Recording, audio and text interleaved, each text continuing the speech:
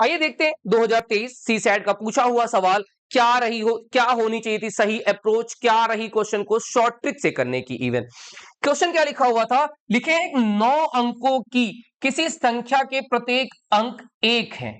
लिख लेते हैं हम भी, 1 1 1 4 5 6 7 8 और 9। कह रहे हैं कि अगर इसी संख्या को इसी संख्या से गुणा किया जाता तो परिणामी संख्या के अंकों का योगफल क्या होता। जरा थोड़ा सा पीछे आते हैं, क्वेश्चन सॉल्व करने से पहले हम एक और चीज को बताना चाहेंगे आपको। अगर हमसे कहा जाए 11 का स्क्वायर करने को, तो आप जानते हैं 11 का स्क्वायर कितना होता है, 121 के बराबर।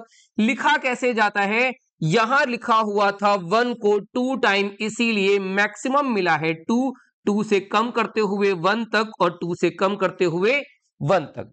अगर हम ऐसे ही बात करते 111 के स्क्वायर की, तो हमारे पास से आता 3 2 और 1, 1 और 2, क्योंकि मैक्सिमम लिखा हुआ है 3 टाइम, इसीलिए 3, 3 से कम करते हुए 1 तक और 3 से कम करते हुए 1 तक।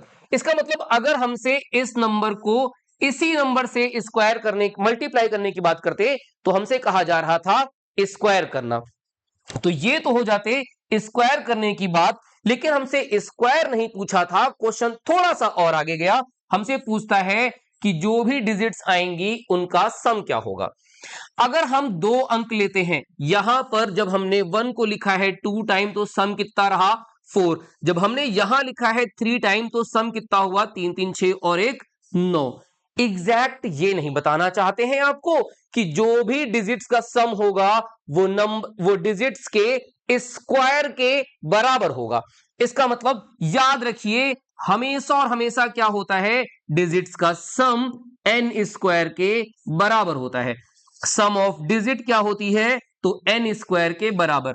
वहां n क्या था, जहां पे n है, where n is equal to लिखा होता है number of repetition. Number of repetition वो भी किसका, 1 का।